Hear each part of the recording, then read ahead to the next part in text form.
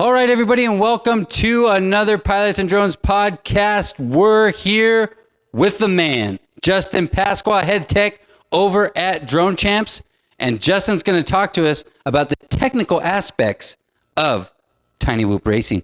Justin, what do you got for us today? So, Tiny Whoop Racing, it's a lot of fun. Honestly, I prefer it a lot more than 5-inch just because you would not expect these little guys to give you just the same excitement as these little guys. Sure, this can chase a car, but can this fly under a table? Can this go through windows? I don't think it can. It can, but I think your insurance company wouldn't want you to do that.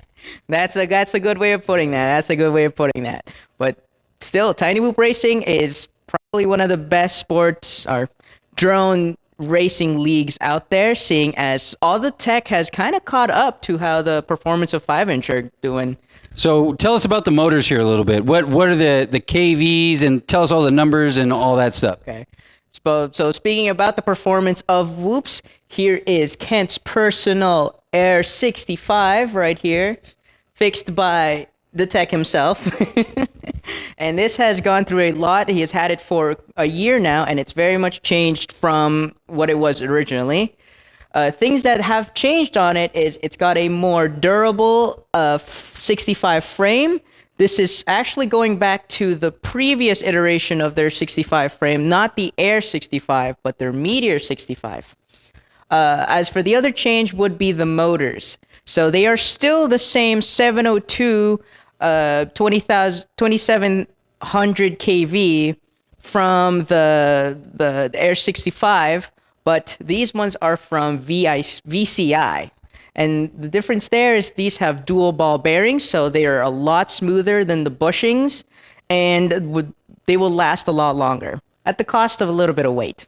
So tell us about KVs. Tell us what that is and why that matters. So KVs is, as you would guys kind of not expect, doesn't stand for kilovolts in the world of drones. They actually stand for RPMs per volt. So let's say you put one volt through one of these motors, and it's going to spin, since this was at, 27,000 kV, so at 1 volt, this will spin at 27,000 RPM. That's a lot of RPMs. Quite a bit. But as you know, talking about earlier, these lipos, they don't run on one volt. They run on 4 volts. So 27,000 times 4, that's a lot of RPMs. Yeah, quite a bit. You're looking at about 108,000 RPMs there. Yeah, that's a lot. And you need that much because look at this itty bitty tiny little props. You need a lot of RPM to get a lot of thrust to these versus that big of a prop area. So that's like the entire drone itself. Look at that 5-inch versus 65 comparison.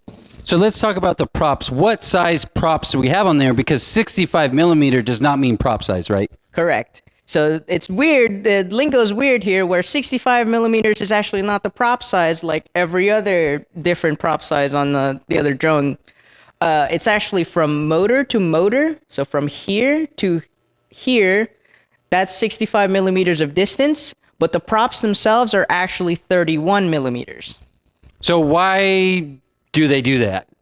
Honestly, I can't give you an answer there. We'd have to ask Jesse Perkins or someone out there, the ones who made it. Now let's talk a little bit about flight controllers. What do we got on here? Flight controller, here we got the Beta FPV 4-in-1, and this is a really good flight controller, honestly. I miss the whole diamond board setup where it's only using 3 of the posts, where it's like a triangle instead of the full square.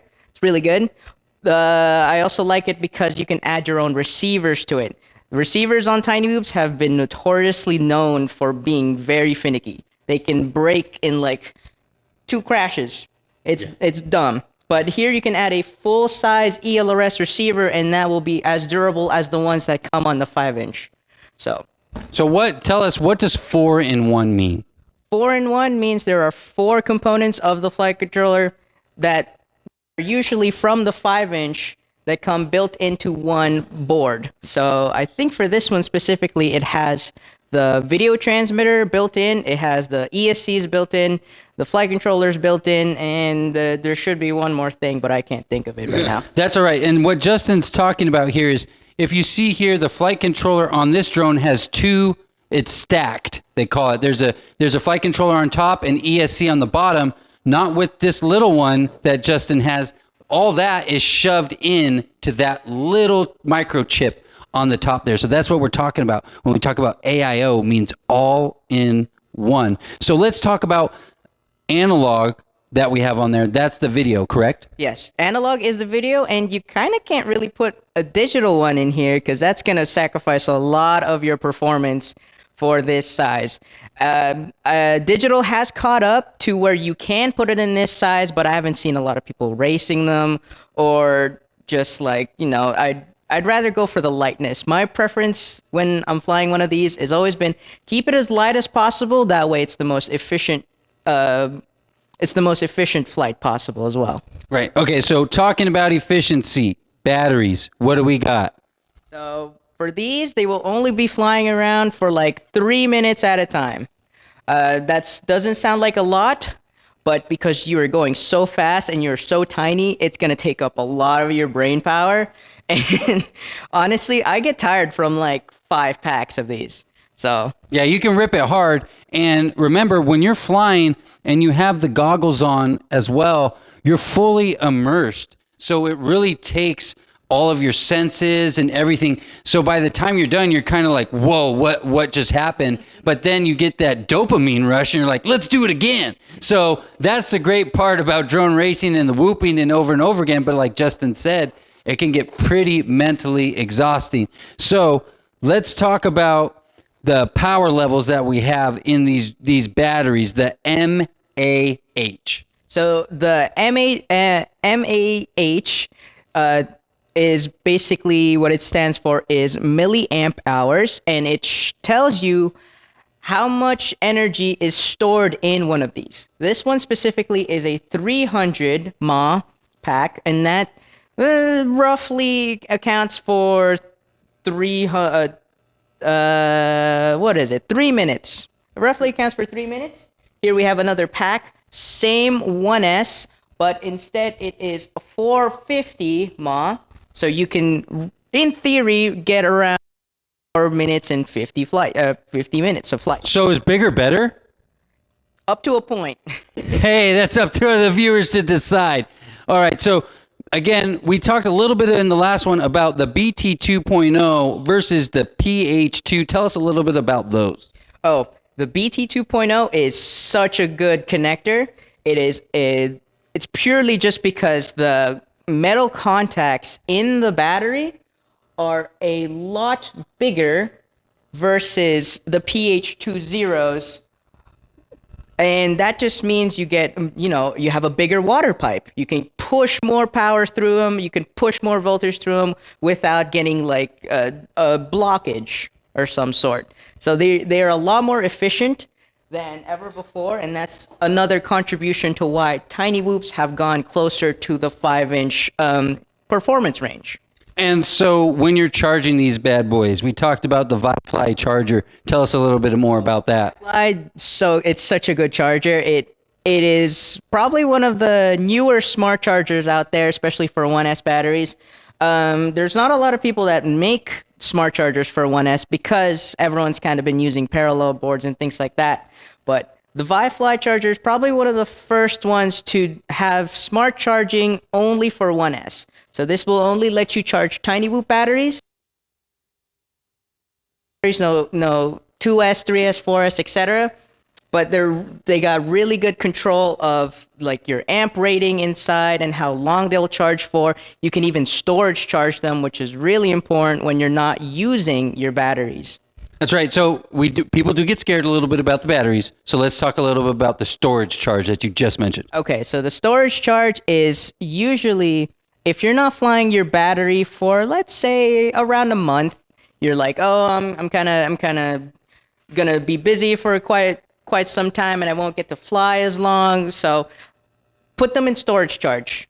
That will save your batteries from degrading in half a year to over a year. And that means you get to buy less batteries, because like your phone, they eventually do degrade, and you lose like when you first bought your phone, I can use it for like a day or two, and now it's only like lasting like only half a day. Why is that? It's because they do degrade over time. Storage charging them is one of the best ways to not have them degrade quicker.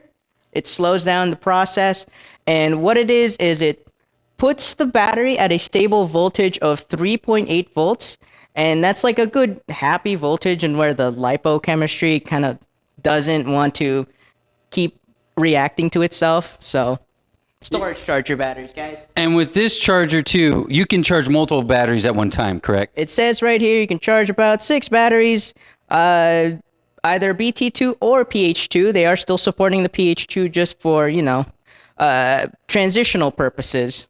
Right. Okay, so again, everybody, you want to start small, and we have all the technical aspects now that we got from Justin. So now you're ready to come on down to Drone Champs. We do sell these drones. They're used drones, and we do build them.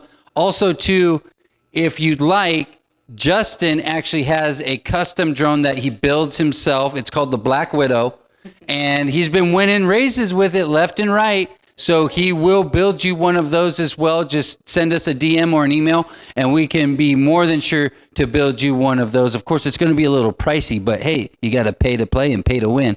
Works for me. Could work for you. Who knows? You might take the next win at Drone Champs. Absolutely. And once again, we will see you on the next flight. Boom. Yeah. How'd you like that, Jared? Nice. Yeah. Yeah. That's good technical.